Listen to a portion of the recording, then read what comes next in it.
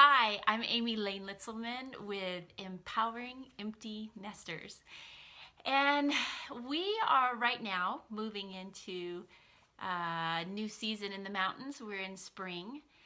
And with every season, there are certain signs that you can just tell it's a new season. Here, the songbirds and the osprey and the geese, certain birds all start coming back into the valley. Obviously, the snow starts to recede some, and just the smell of the wet earth and there's just a lot of really neat things that happen in the valley, in the mountains, when springtime shows up. Well, this morning on my walk, I was reminded of one of the sure signs that spring is here.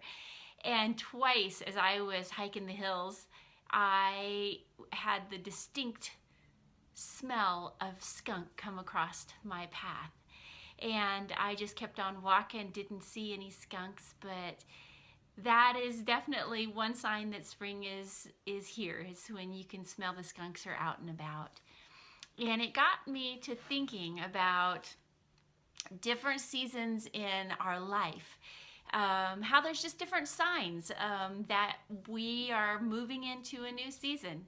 And there's signs that are fun and beautiful and good, like the wildflowers that come up in the spring and make us know that spring is here.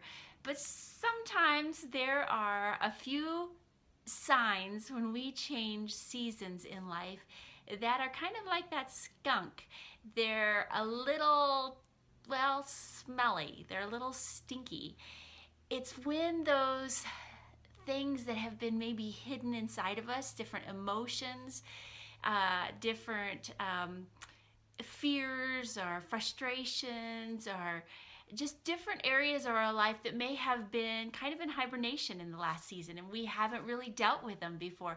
But now that there's a change in routine, there's a change in what we're doing every day, or the people that we're with, or the things that we are encountering in our everyday life in this new transition, this new season. Sometimes it stirs up those emotions in us and we didn't even know they were there. They kind of catch us by surprise, and they kind of smell a little bit like that skunk. They're not always real pleasant. And sometimes we just want to keep on walking and pretend that those things aren't there. But as I was walking this morning, I was reminded of a recent conversation I had where actually within like a week's time, I had two good friends tell me that the smell of skunk is actually one of their favorite smells. And I was like, I don't think I've ever heard anybody say that before. I can't imagine it myself. And when I asked one of my good friends, I said, "Why do you like the smell of skunk?" She said, "Because it reminds me that spring is here. It's like this smell, this fresh smell that spring has come." And as I was thinking about that this morning, I thought, what a great attitude to take something that really is very unpleasant, but look to the other side of that and to the end result of it and realize, you know what, it's a sign of something good.